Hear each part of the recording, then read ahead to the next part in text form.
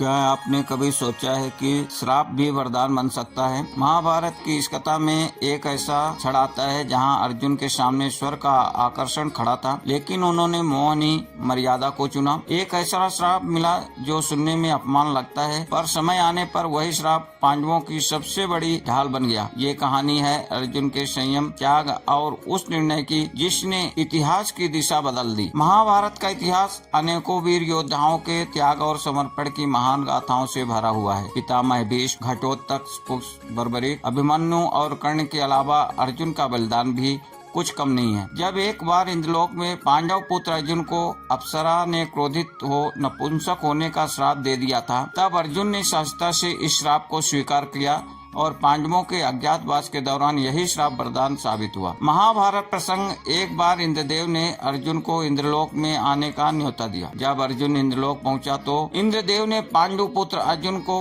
अपने पुत्र के समान प्रेम और सम्मान दिया। रण संग्राम की सारी विद्या सिखाकर अत्यंत कुशल बना दिया। इसके बाद इंद्रदेव ने अर्जुन की परीक्षा लेने के लिए दरबार में स्वर की सभी अप्सराओं को बुलाया। अप्सराओं का नृत्य चल रहा था। तभी इंद्रदेव ने सोचा कि उर्वशी के रूप में और यौवन को देखकर अर्जुन मोहित हो जाएगा और उसकी मांग अवश्य करेगा, किंतु ऐसा नहीं हुआ। इसके विपरीत अर्जुन के बल, यौवन व गुणों को देखकर उर्वशी मोहित हो गई। इंद्रदेव से अनुमति लेकर उर्वशी रात्रि में अर्जुन के कक्ष में पहुंच गई और अर्जुन की ओर निहारते हुए कहने लगी, हे अर्जुन, मैं आपको चाहती हूँ। आपके अतिरिक्त अन्य किसी पुरुष को मैं नहीं चाहती।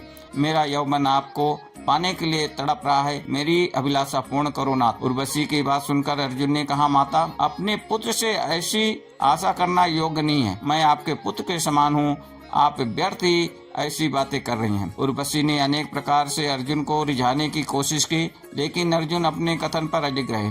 अर्जुन ने अपने दृढ़ इंद्रिय संयम का परिचय देते हुए कहा, गक्ष मूर्धना प्रपन्नोस्मि पादोते वरवर्णिन तुम ही में मातृवत पूज्या रक्षोयम पुत्रवत्वया। अर्थात, हे वरवर्णिनी, मैं आपके चरणों में शीश झुकाकर आपकी शरण में आया हूँ। मेरे लिए आप माता के समान पूजनीय हो और मुझे अपने पुत्र के समान जानकर मेरी रक्षा करनी चाहिए। अपनी इच्छा पूरी न होने पर उर्वशी ने क्रोध में आकर अर्जुन को 1 वर्ष तक नपुंसक होने का श्राप दे दिया। अर्जुन ने सहजता से अभिशाप को स्वीकार किया, किंतु अपना निश्चय नहीं बदला।